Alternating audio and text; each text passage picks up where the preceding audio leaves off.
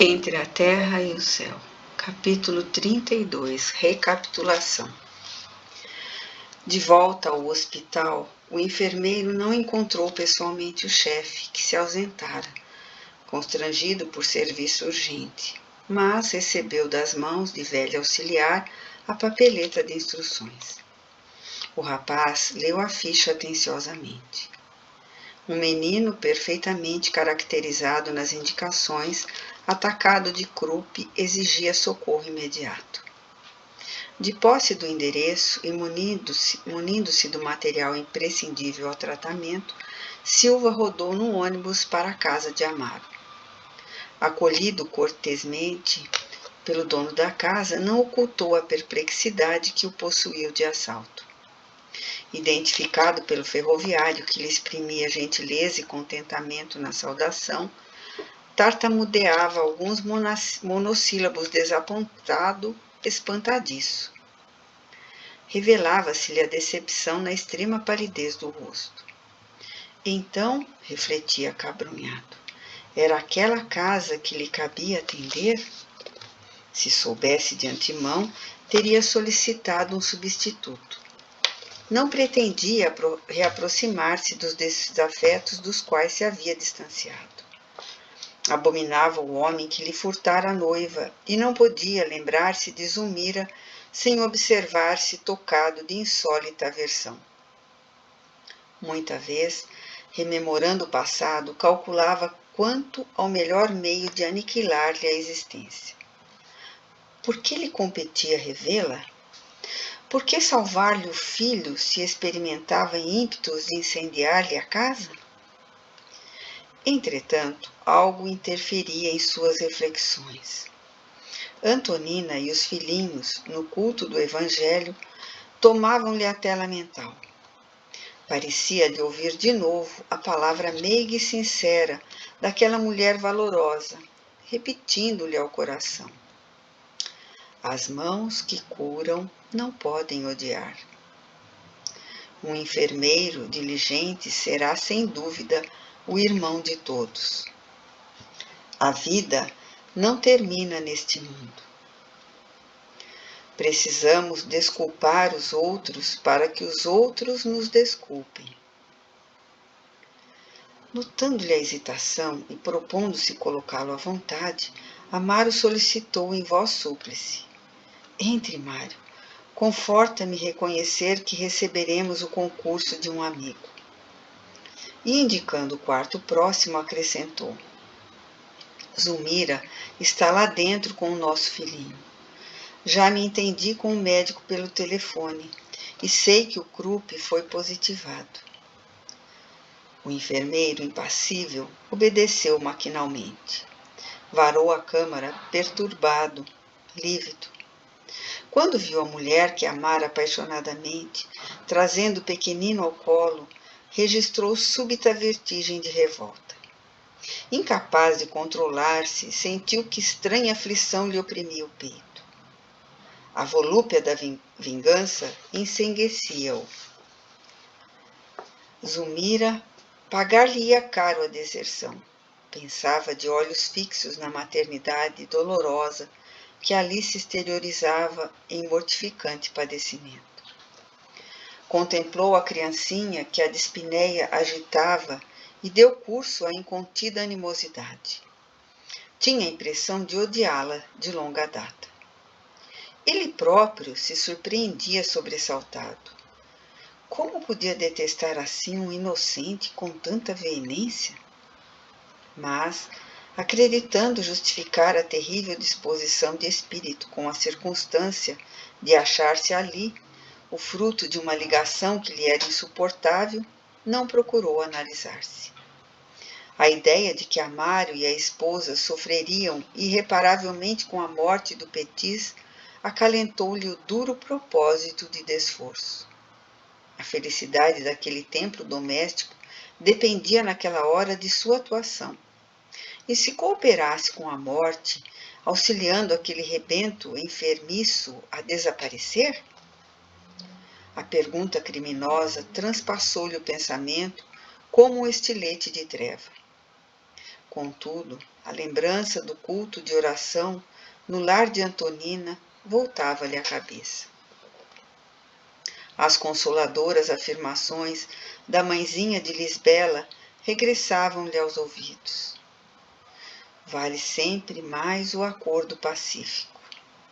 Não devemos nutrir qualquer espécie de aversão. Quem ajuda é ajudado. Ninguém se eleva aos mais altos níveis da vida com o endurecimento espiritual. Nunca sabemos realmente até que ponto somos ofendidos ou ofensores. O perdão é vitória da luz. Os retalhos da palestra edificante afiguravam-se-lhe rédeas intangíveis a lhe sofrearem a expansão dos malignos desejos. Os conflitos sentimentais desenrolavam-se-lhe na consciência em breve minuto.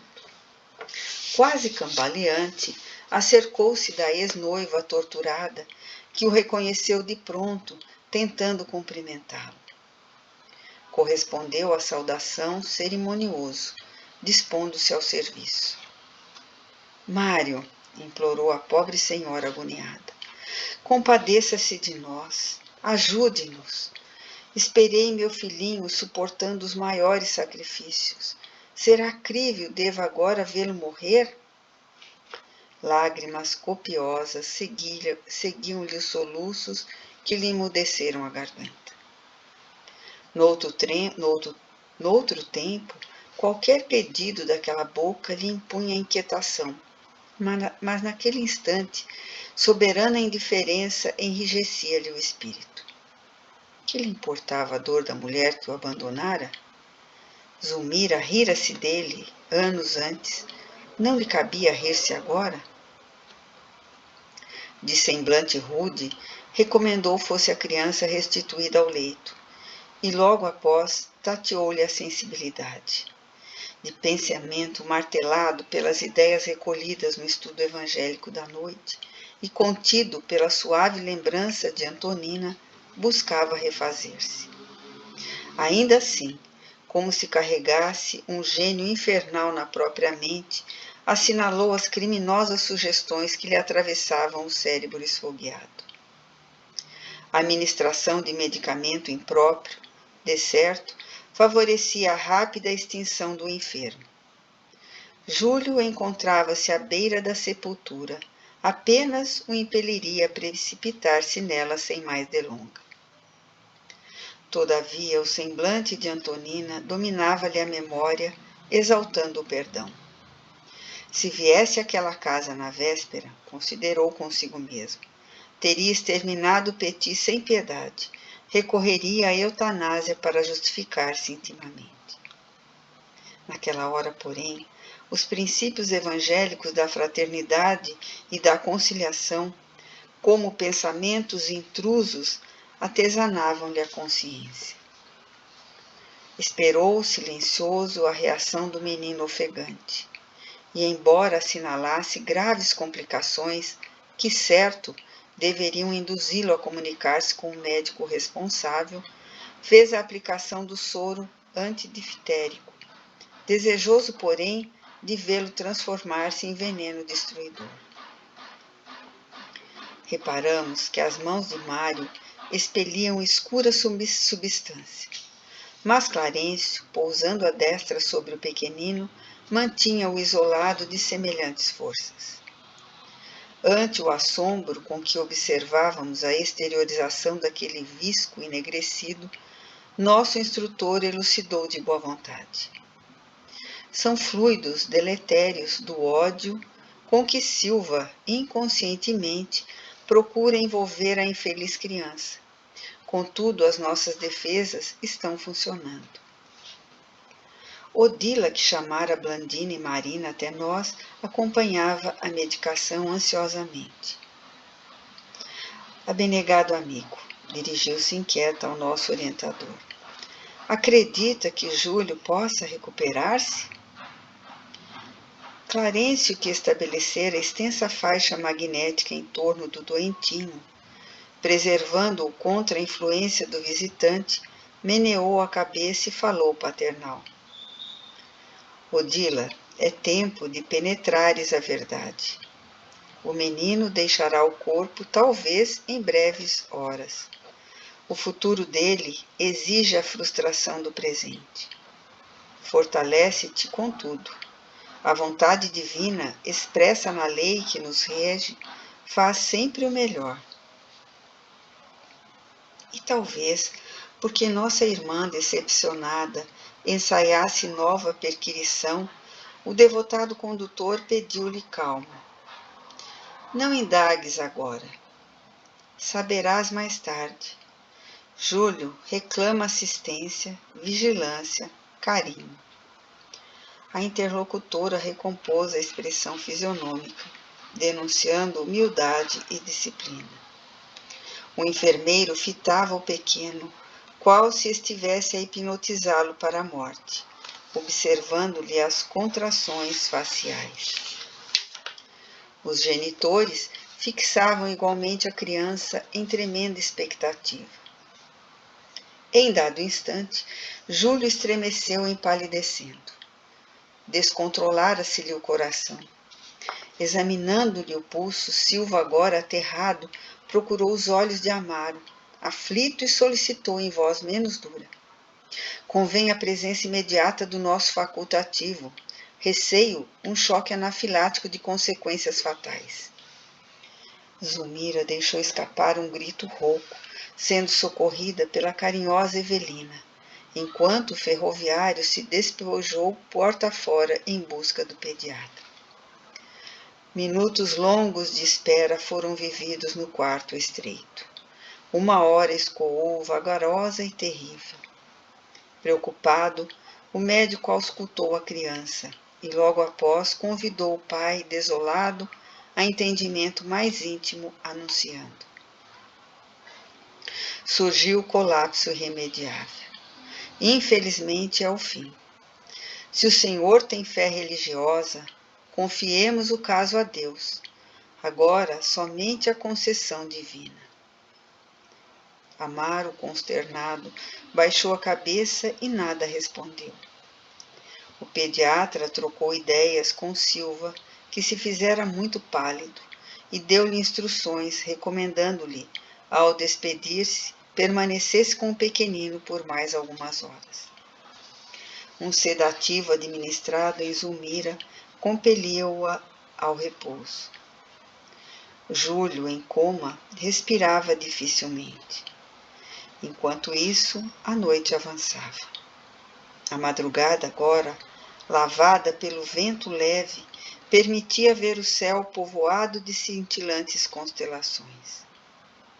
Reparando que a mulher e a filha descansavam, Amaro encaminhou-se para a janela próxima, como quem procurava consolo no seio agasalhante da noite, e começou a chorar em silêncio. Ao lado da criancinha agonizante, o enfermeiro observava-lhe a atitude sofredora e humilde, reconhecendo-se tocado no imo da alma. Por que lutara contra semelhante inimigo? Pensava encismado. Amaro assemelhava-se a uma estátua de martírio silencioso. Estava ali, cabisbaixo e vencido, no lar modesto em que era um homem de bem, devotado à retidão. De certo, já havia amargado muito. O rosto sulcado de rugas precoces que lhe detinham o pranto, falava da cruz de experiências difíceis que lhe pesava nos ombros. Quantos problemas inquietantes teria defrontado no mundo aquele homem dobrado pelo rigor da sorte? Como pudera ele, Mário Silva, ser ali tão cruel? Rememorou as passagens da hora de estudo e prece, entendendo, enfim, que o Evangelho estribava-se nas melhores razões. Mais valia conciliar-se depressa com o adversário que enterrar um espinho de remorso no próprio peito, e ele notava triste que o remorso, como lâmina acerada, lhe retalhava o coração. Amaro e a esposa, indiscutivelmente, poderiam ter manifestado desconfiança ao vê-lo, recusando-lhe o concurso. Entretanto, acolheram-no fraternalmente, de braços abertos.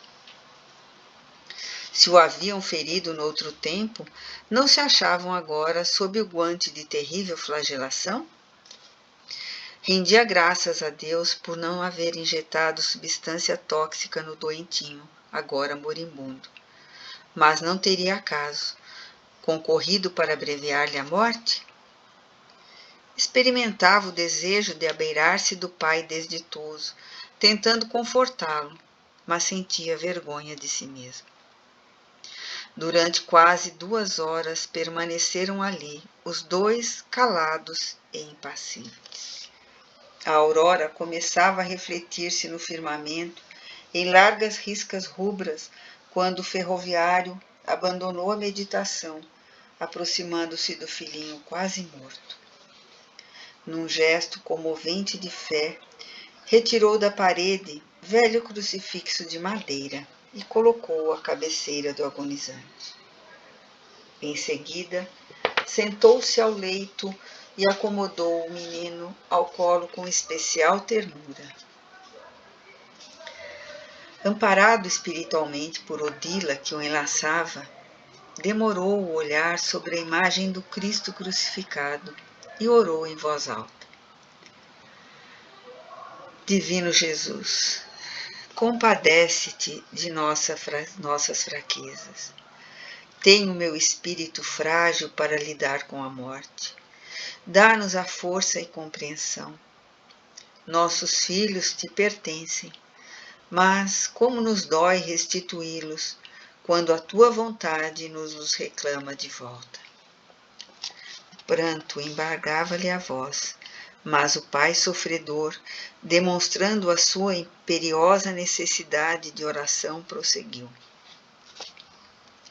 Se é de teu desígnio que o nosso filhinho parta, Senhor, recebe-o em teus braços de amor e luz.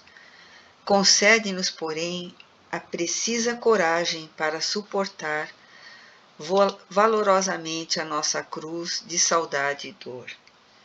Dá-nos a resignação, fé, esperança. Auxilia-nos a entender-te os propósitos e que a tua vontade se cumpra hoje e sempre. Jatos de safirina claridade escapavam-lhe do peito, envolvendo a criança, que pouco a pouco adormeceu. Júlio afastou-se do corpo de carne, abrigando-se nos braços de Odila, à maneira de um órfão que busca tépido ninho de carícias.